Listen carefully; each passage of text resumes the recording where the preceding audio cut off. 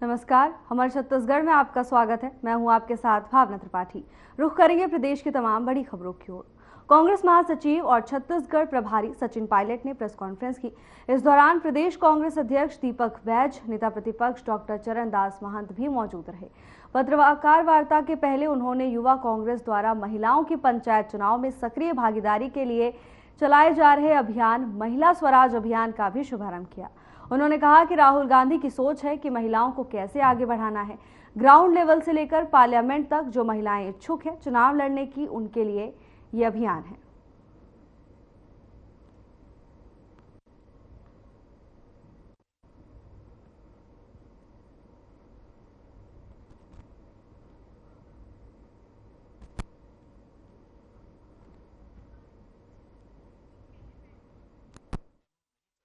सामना जनता को करना पड़ रहा है। लॉ एंड ऑर्डर कोलैप्स हो चुका है, गोलियां चल रही हैं, शहरों में चल रही हैं, चाकूबाजी हो रही है, लूटपाट हो रही है। जो हुआ सतनामी समाज के साथ जो टकराव हो रहा है, पुलिस बर्बरतापूर्ण कार्रवाई कर रही है। पूरा प्रदेश का जो संचालन करना चाहिए एक चुनी हुई सरकार को, वो करने में असमर्थ है। महंगाई आसमान छू रही है और व्यवस्था चरमरा रही है। तो कहीं ना कहीं उनकी जवाबदेही तय करने के लिए, सरकार को सचेत करने के लिए प्रदेश कांग्रेस कमेटी लगातार तत्पर रही है। दीपक बैज जी ने लंबी यात्रा निकाली, 125 किलोमीटर के लोगों को साथ जोड़ा और ये उपचुनाव बड़ा महत्वपूर्ण रहेगा। इसके परिणाम हमारे पक्ष में आएंगे और आने वाले 4 साल के बाद जो विधानसभा चुनाव है उसका भी एक छोटा ट्रेलर ये उपचुनाव होगा। मुझे विश्वास है कि युवाओं में लोगों की आस्था रहेगी और आकाश शर्मा जी यहाँ से अच्छे बहुमत के साथ, हालांकि पिछले कई चुनाव में भाजपा जीती है, इस बार जो संकेत मिल रहे हैं, जो फीडबैक मिल रहा है, जो चर्चा लोगों से करी है, वो सकारात्मक है, पॉजिटिव है। और पूरी पार्टी हर वार्ड तक हमारे विधायक, हमारे पूर्व मंत्री, हमारे पूर्व सांसद, बड़े नेता प्रदेश के सब जिम्मेदारी लेकर एक परिवार की तरह मजबूत चुनाव लड़ रहे हैं और हम उम्मीद करते हैं कि जब परिणाम आएंगे कांग्रेस के पक्ष में आएंगे। सब जानते हैं और मुझसे भी अक्सर लोग पूछते हैं कि नौजवान लोग राजनीति में कैसे आ सकते हैं। कम से कम महिलाओं के लिए कांग्रेस पार्टी की सोच है कि सिर्फ खोखले वादे नहीं करना, महिलाओं का विधायिका में और संसद में आरक्षण 10, 5, 20 साल के बाद एक जुमला देने के बजाय उनको प्रशिक्षित, शिक्षित, उनको तैयार किया जाए कि वो चुनौतियों का सामना कैसे करें। ग्राम पंचायत से लेकर पार्लियामेंट तक जो इच्छुक हैं महिलाएं, जो राजनीति में अपना वजूद कायम करना चाहते हैं, उनका एक मापदंड के माध्यम से चयन करके उनको ट्रेनिंग देकर उनको तैयार करके ताकि वो चुनाव लड़ सकें और चुनाव लड़ने के बाद अगर पद पर बैठे तो सरपंच, प्रधान, प्रमुख, चेयरमैन, मेयर बनने के बाद वो क्या क्या उनकी जिम्मेदारी अधिकार होते हैं उस तक उनको शिक्षित किया जाए। और एक नई पीढ़ी को तैयार करने के लिए मुझे खुशी है कि आज छत्तीसगढ़ के अंदर इस अभियान को हम लोगों ने चालू किया है। पूरे प्रदेश के अंदर हमारे सभी संगठन मिलकर इस अभियान को कामयाब रखेंगे। मैं उम्मीद करता हूँ कि छत्तीसगढ़ में अनेकों ऐसी महिलाएं, हजारों लाखों ऐसी महिलाएं मिलेंगी हमें जो आगे बढ़कर राजनीतिक चुनौतियों का सामना करेंगे और सफलतापूर्वक अपनी जिम्मेदारी का निर्वहन करेंगे। मैं ऊर्जा जी आपकी सभी टीम को शुभकामना देता हूँ और मैं धन्यवाद देना चाहता हूँ चरणदास जी को, दीपक बैज जी को, सभी हमारे नेता हैं छत्तीसगढ़ के आज यहाँ मौजूद हैं। और ये समय भी ठीक है, समय उपचुनाव का है। आज हम सब लोगों ने सभाओं को संबोधित किया। रायपुर दक्षिण में उपचुनाव हो रहा है, देश में 2 राज्यों में और अनेकों जगह विधानसभा और लोकसभा के उपचुनाव हो रहे हैं। मैं कल झारखंड में था और महाराष्ट्र में मैं कैंपेन कर आया हूँ और मैं इतना कह सकता हूँ कि दोनों राज्यों के अंदर जो इंडिया गठबंधन है मजबूती से चुनाव लड़ रहा है और हम लोग बहुत आगे हैं। और जिस प्रकार का प्रचार भाजपा कर रही है, कल भी बड़े नेता प्रधानमंत्री, रक्षा मंत्री, यूपी के मुख्यमंत्री झारखंड में थे और जिस प्रकार की बातें वो बोल रहे हैं उसको देखकर समझ में आता है कि जो झटका लोकसभा में लगा था उसी प्रकार का परिणाम इन दोनों राज्यों में आने वाला है। और जिस तरह की राजनीति हो रही है वो ऐसी नहीं जिसमें हम लोग बहुत उसकी प्रशंसा कर सकें। जिस शब्दों का प्रयोग किया जा रहा है, जो शब्दावली का उपयोग किया जा रहा है, वो एक जिम्मेदार पद पर बैठे व्यक्ति को नहीं करना चाहिए। ये उनकी बौखलाहट का एक उदाहरण है। तो दोनों राज्यों में चुनाव जीतेंगे। छत्तीसगढ़ में जो यहाँ के सांसद थे, विधायक थे, सांसद बन गए, दक्षिण में चुनाव हो रहा है और मुझे खुशी है कि पार्टी ने, राहुल जी ने, खड़गे साहब ने, हम सब ने मिलकर निर्णय लिया और यहाँ हमारे युवक कांग्रेस के अध्यक्ष आकाश शर्मा जी को अपना उम्मीदवार बनाया है और युवाओं में उम्मीद जगी है। और भारतीय जनता पार्टी ने तेरा मेरा मेरा तेरा करके जो सांसद, महापौर, विधायक, सांसद, महापौर, विधायक सीमित दायरे में राजनीति करी है, उससे अलग हटकर कांग्रेस पार्टी ने एक नए व्यक्ति को, नए युवा को मौका दिया है और हमने सबने कोशिश करी कि संगठन के मुद्दों की और जो चुनाव भी हम लड़ रहे हैं, हमारा प्रचार आप देख लीजिए, हम अपनी बात करते हैं, व्यक्ति विशेष पर टिप्पणी करना मैं समझता हूँ सही नहीं है और ये काम अगर भाजपा करती है तो मुबारक हो। मैं तो हमेशा मेरी पार्टी, मेरा दल, मेरी सोच, मेरी विचारधारा, कार्यप्रणाली, पृष्ठभूमि, इसके आधार पर चुनाव लड़ते हैं, चुनाव जीतते हैं।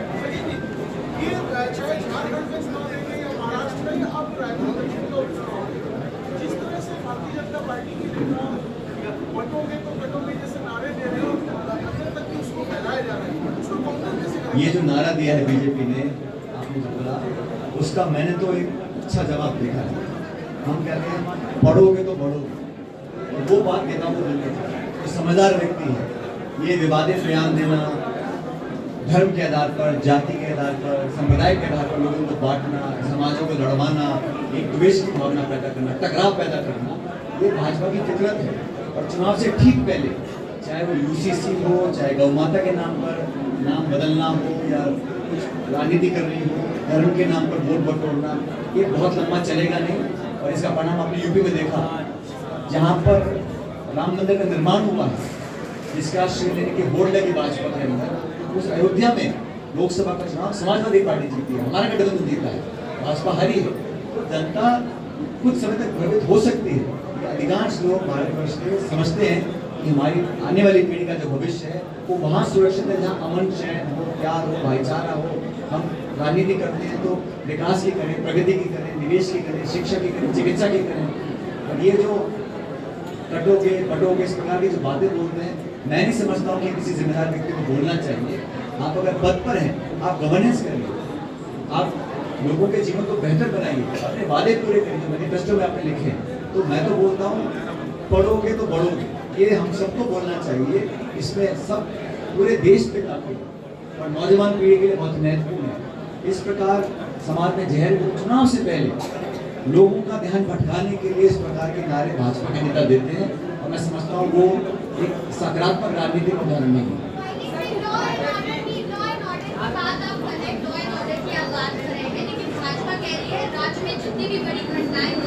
अरे पीछे वाले शांत रहो ना यार। एक्शन आता है जब किसी सरकार या किसी जिम्मेदार व्यक्ति के पास जवाब नहीं होता, सबसे आसान रास्ता होता है कि विपक्ष को दोषी ठहराना। और मुझे बड़ा खेद है कि चाहे एनएसयूआई हो, चाहे यूथ कांग्रेस हो, लोगों को झूठे प्रमाण देकर बदनाम करने की कोशिश की जा रही है। वो अपनी गलतियों पर पर्दा डालने का काम कर रहे हैं। आप जिम्मेदार पद पर बैठे हैं, सरकार आपकी है, केंद्र सरकार आपकी है, law and order state subject है, कलेक्टर एसपी अपना दफ्तर छोड़ के भाग रहे हैं, आपकी इंटेलिजेंस फेल हो गई है, लूटपाट हो रही है, मारकाट हो रही है, आप संभाल नहीं पा रहे हैं, आप विपक्ष के नेताओं को टारगेट कर रहे हैं, उनको जेलों में डाल रहे हैं, उनको केस डाल रहे हैं। और पूरा देश जानता है भारतीय जनता पार्टी जब सारे इनके हथियार फेल हो जाते हैं तो विपक्ष पे टारगेट करना इनका पहला प्राथमिकता बन जाती है। केस कर दो, EDI, CB, income tax, police, जेलें बंद कर दो। दो निर्वाचित मुख्यमंत्री जेलें बंद किए। सुप्रीम कोर्ट से जाके जब आदेश आए तब जाके सरकार ने अपने हाथ नीचे करे। तो भाजपा की फितरत रही है, काम करो मत, जब फेलियर हो जाए तो कांग्रेस को ब्लेम डालो। आज भी केंद्र में क्या होता है, नेहरू जी, इंदिरा जी पे, मनमोहन सिंह जी पे दोष आरोप कर रहे हैं। 10 साल सरकार आपकी है, यहाँ पे साल भर हो गया सरकार का। कांग्रेस के लोगों को टारगेट करना उनकी एक कमजोरी है और उनकी विफलताओं को दर्शाता है कि वो आप अपना काम नहीं कर पा रहे हैं, आप नॉर्मल मेंटेन नहीं कर पा रहे हैं। तो कांग्रेस को ब्लेम करिए, मैं इसको सीधे से निकालता हूँ। और मैं समझता हूँ हर घटनाक्रम जो हुआ है उसके लिए सिर्फ और सिर्फ भाजपा की वर्तमान सरकार जिम्मेदार। पंखाजुर के बांदे लैंप्स के अंतर्गत 10 धान खरीद केंद्र से लगभग 4 करोड़ का घोटाला हुआ है, लेकिन घोटाले की रकम विभाग अब तक वसूल नहीं कर पाया है। संचालक को नोटिस भी जारी किया गया, लेकिन संचालक पर इसका कोई असर नहीं हुआ। आखिर क्या है पूरा मामला, देखिए इस रिपोर्ट में।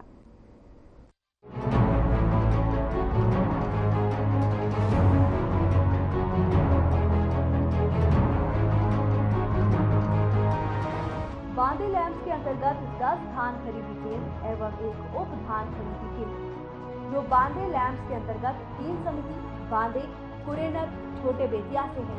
केंद्र से 2023-24 में लगभग 4 करोड़ रुपयों के घोटाले की बात सामने आई।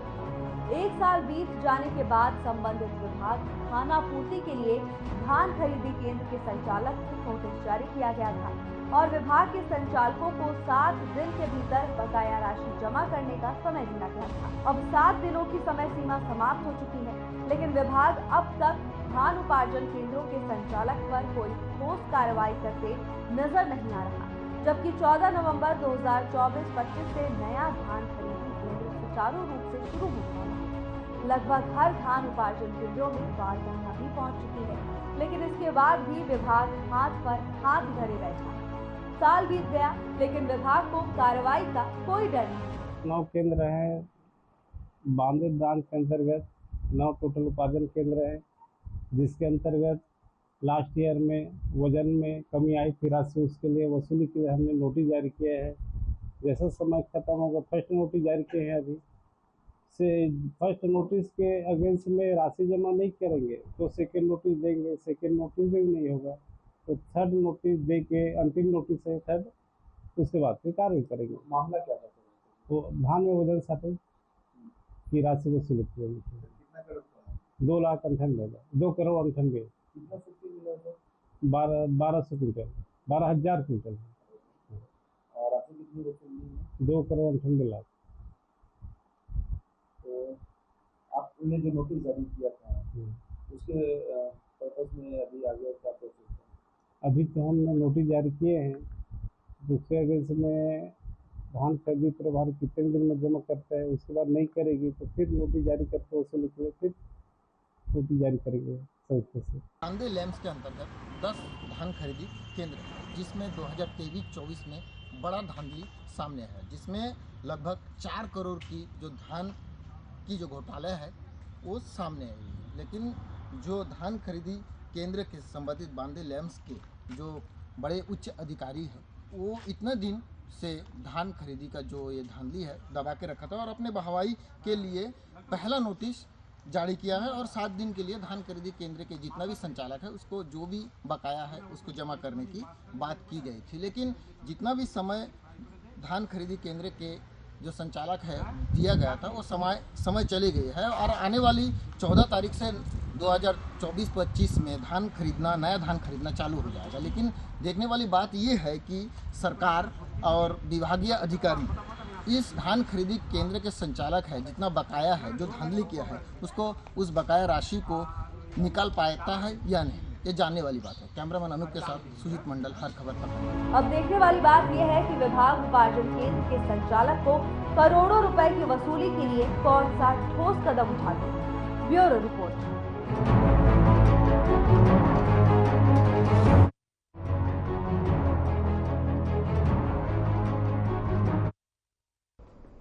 रायपुर में 3 दिवसीय राज्योत्सव का समापन हुआ। उपराष्ट्रपति जगदीप धनखड़ इसमें शामिल हुए हैं। मुख्यमंत्री विष्णुदेव साय भी कार्यक्रम में शामिल हुए हैं। साथ ही राज्य की विभूतियों को सम्मानित और अलंकृत करने का भी यह अवसर है। हम सभी का सौभाग्य है कि आज के इस समारोह में उपराष्ट्रपति माननीय श्री जगदीप धनखड़ जी उपस्थित हैं। मैं राज्य के 3 करोड़ नागरिकों की ओर से उनका हार्दिक स्वागत करता हूं। आज के कार्यक्रम में राज्य की विभूतियां माननीय उपराष्ट्रपति जी के शुभ हाथों से अलंकृत हो रही हैं। उन सभी को भी मैं बहुत बहुत बधाई देता हूं। आज अलंकृत हो रही विभूतियों में नारायणपुर के बुटलू राम माथुरा जी भी हैं। उनकी सराहना मन की बात कार्यक्रम में हमारे यशस्वी प्रधानमंत्री जी ने भी की थी। राज्योत्सव 3 करोड़ छत्तीसगढ़ियों की एकता और अखंडता का प्रतीक है। पिछले 2 दिनों में हम लोगों ने 24 वर्षों की यात्रा के दौरान छत्तीसगढ़ को मिली उपलब्धियों का जश्न मनाया, लेकिन आज का यह अवसर अपनी आगे की यात्रा के बारे में बात करने का अवसर है। विकास की नई ऊंचाइयों को छूने का संकल्प लेने का अवसर है। वर्ष 2000 में जब छत्तीसगढ़ राज्य बना तब यहाँ प्रति व्यक्ति आय मात्र 10,484 रुपये थी। अब यह बढ़कर 1,47,361 रुपये हो गई है। राज्य में मात्र 1,360 मेगावाट बिजली का उत्पादन होता था, जो अब बढ़कर 2,989 मेगावाट हो गई है। राज्य में मात्र 17 लाख मीट्रिक टन धान खरीदी होती थी, जो अब बढ़कर 145 लाख मीट्रिक टन हो गई है। तब मात्र एक एयरपोर्ट था, आज हमारे प्रयासों से 4 एयरपोर्ट है। हाल ही में हमने अंबिकापुर के दरमा में मां महामाया एयरपोर्ट का शुभारंभ किया है। इसका परिणाम है कि आज बस्तर और सरगुजा जैसे दूरस्थ अंचल के लोग भी हवाई सफर कर पा रहे हैं। ये सारी उपलब्धियां राज्य के विकास के पड़ाव हैं। हमें इससे भी बहुत आगे जाना है। अगले साल हम लोग राज्य स्थापना की रजत जयंती मनाएंगे। इसके आगे की यात्रा राज्य के स्वर्णिम भविष्य के साथ स्वर्ण जयंती की ओर आगे बढ़ने की यात्रा होगी। हम विजन डॉक्यूमेंट 2047 के साथ विकास के नए लक्ष्यों को हासिल करने के लिए आगे बढ़ रहे हैं। देश के विकास में छत्तीसगढ़ के कृषि और उद्योग क्षेत्र का बड़ा योगदान है, लेकिन अभी भी इन दोनों क्षेत्रों के विकास की बहुत संभावनाएं हैं। हमने 2028 तक राज्य के जीएसडीपी को 2 गुना करके 10 लाख करोड़ रुपए करने का लक्ष्य रखा है। राज्य में उद्योगों को बढ़ावा देने के लिए हम नई उद्योग नीति ला रहे हैं। ईज ऑफ डूइंग बिजनेस और सिंगल विंडो प्रणाली जैसी नीतियों को लागू किया जा रहा है। स्टार्टअप और नवाचार को प्रोत्साहित कर रहे हैं। हमारा सौभाग्य है कि हम पर्यावरण और जैव विविधता के मामले में भी बहुत धनी प्रदेश हैं। हम अपनी इस पूंजी को बचाए रखने, उसमें और वृद्धि करने के लिए संकल्पित हैं। शिक्षा और स्वास्थ्य के क्षेत्र में इस प्रदेश में बहुत संभावनाएं हैं। इन क्षेत्रों में हम ऐसी मजबूत अधोसंरचना का निर्माण कर रहे हैं जिसका लाभ आसपास के राज्यों को भी मिलेगा। हमारा मकसद केवल आंकड़े पेश करना नहीं है, हम लोगों के जीवन में गुणवत्ता लाना चाहते हैं। हमारी माताएं बहनें भावी विकास के लिए हमारी ताकत हैं। हमें खुशी है कि हमारी महतारी बंधन योजना के फलस्वरूप प्रदेश की माताएं और बहनें आर्थिक और सामाजिक रूप से सशक्त हो रही हैं। महिला सशक्तिकरण से ही हम प्रदेश का सशक्तिकरण कर पाएंगे। आदिवासी क्षेत्रों में शांति स्थापित करते हुए लोकतंत्र की जड़ों को मजबूत किया जा रहा है। छत्तीसगढ़ की पुण्य भूमि में हिंसा का कोई स्थान नहीं है। माओवाद के खिलाफ कड़ाई के साथ लड़ रहे हैं। राज्य में माओवाद अब अपनी अंतिम सांसें गिन रहा है। मैं छत्तीसगढ़ पुलिस एवं केंद्रीय सशस्त्र बल के उन सभी जवानों को भी नमन करता हूं जिन्होंने अपने प्राणों की आहुति देकर इस प्रदेश को नक्सल हिंसा से मुक्त कराने में अपना बलिदान दिया है। बहुत शीघ्र ही ये प्रदेश नक्सल समस्या से मुक्त होगा। छत्तीसगढ़ शांति एवं सौहार्द का टापू रहा है। यहाँ सभी जाति, धर्म, संप्रदाय एवं पंथ के लोग आपसी भाईचारे, प्रेम एवं सामंजस्य के साथ रहते हैं। यही हमारे गुरुओं की सीख एवं संदेश भी रहा है और उन्होंने अपने आचरण से एक मिसाल पेश की है। हमें उनके सिद्धांतों का अनुसरण करना है कि अपने धर्म का आचरण एवं दूसरों के धर्म का सम्मान, अतिक्रमण नहीं। बस्तर के युवाओं को विकास की मुख्य धारा से जोड़ने, बस्तर की खेल प्रतिभाओं को सामने लाने के उद्देश्य से हम बस्तर ओलंपिक का आयोजन कर रहे हैं। इसको लेकर बस्तर के युवाओं में जबरदस्त उत्साह है। इसमें भागीदारी के लिए 1,65,000 से ज्यादा युवाओं ने पंजीयन कराया है।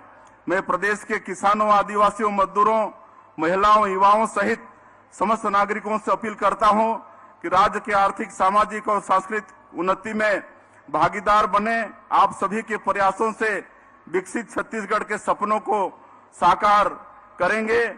मैं के आदिवासी का बेटा हूं, जमीनी स्तर से जुड़ा हूं, हर वर्ग की पीड़ा और जरूरत को समझता हूं।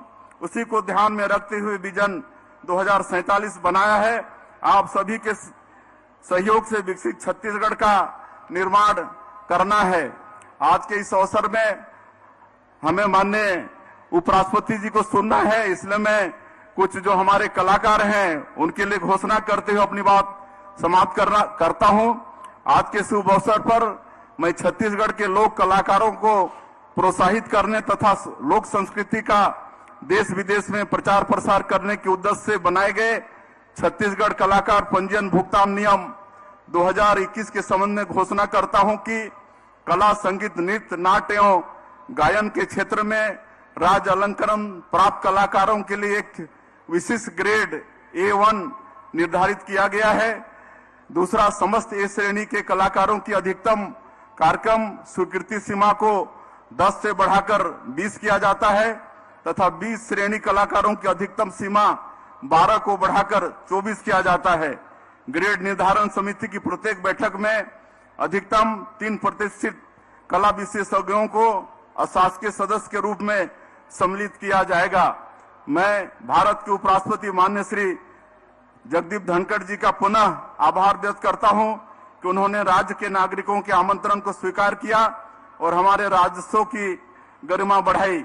मैं छत्तीसगढ़ के सभी नागरिकों का भी आभार व्यक्त करता हूं और आप सब लोगों की तरफ से माननीय उपराष्ट्रपति जी का फिर से एक बार अभिनंदन स्वागत करते हुए अपनी बात समाप्त करता हूं। जय जोहार, जय हिंद, जय छत्तीसगढ़। आज का ये गरिमामय आयोजन छत्तीसगढ़ राज्य के स्थापना के हम सब ने मिलकर पूरे धूमधाम से जिला से लेकर प्रदेश स्तर में स्थापना दिवस मना रहे हैं और इस स्थापना दिवस के लिए सबसे पहले मैं उस व्यक्ति को सम्मान के साथ नाम लेना चाहूंगा जिनकी वजह से छत्तीसगढ़ का निर्माण हुआ। स्वर्गीय अटल बिहारी वाजपेयी के लिए एक बार जयकारा लगाएंगे। अटल बिहारी वाजपेयी अमर रहे। छत्तीसगढ़ बेहतारी के और छत्तीसगढ़ का ये स्थापना दिवस, ये गौरवमयी क्षण इसलिए मैं कह रहा हूं क्योंकि आज के कार्यक्रम में माननीय उपराष्ट्रपति जी यहां पे पधारे हैं। जगदीश धनखड़ जी का 3 करोड़ की आबादी वाले छत्तीसगढ़ की ओर से आप सब ताली बजा के स्वागत करेंगे। उपराष्ट्रपति जी हमारे बीच आए हैं। आज उपस्थित माननीय राज्यपाल महोदय रमेन डेका जी, हमारे यशस्वी मुख्यमंत्री विष्णुदेव साय जी, उप मुख्यमंत्री अरुण साव जी, यहाँ उपस्थित समस्त मंत्रीगण, विधायकगण, सांसदगण, आमंत्रित जितने हमारे साथी हैं, दूर दूर के गांव से चल के सभी का अभिनंदन, सबके लिए नमस्कार। मुझे लगता है कि एक ऐसी यात्रा जो 2000 से प्रारंभ हुई, 2000 पहले के उस स्थिति की ओर मैं नहीं जाना चाहता। कभी छत्तीसगढ़ मध्य प्रदेश का हिस्सा हुआ करता था। भाषाई आधार में जब विभाजन हुआ तो हम मध्य प्रदेश के नए राज्य में गए और उसके पहले सीपीएन बरार छत्तीसगढ़ की राजधानी होती थी। मगर मोदी जी ने, माननीय अटल बिहारी वाजपेयी जी ने जब नए राज्यों के निर्माण की बात हुई तो सबसे पहला राज्य छत्तीसगढ़ उन्होंने घोषित किया। 24 साल की यात्रा हमारी पूरी हो चुकी है। छत्तीसगढ़ के इस 25 साल की यात्रा में मैं समझता हूं रायपुर और रायपुर के साथ साथ पूरे छत्तीसगढ़ के विकास की एक नई गाथा लिखी गई है। अभी माननीय मुख्यमंत्री जी विकास की उन बातों की ओर इशारा कर रहे थे जिस दिशा में छत्तीसगढ़ चल रहा है। छत्तीसगढ़ अकेला देश है हिंदुस्तान में जिन्होंने सबसे पहले खाद्यान्न सुरक्षा बिल लाया। 65 लाख गरीबों को 1 रुपया किलो चावल देने की योजना छत्तीसगढ़ में शुरू हुई। कौशल उन्नयन को अधिकार बनाया हमने गांव के विकास के लिए, गांव-गांव में सड़कों की कनेक्टिविटी, शहर के विकास के लिए।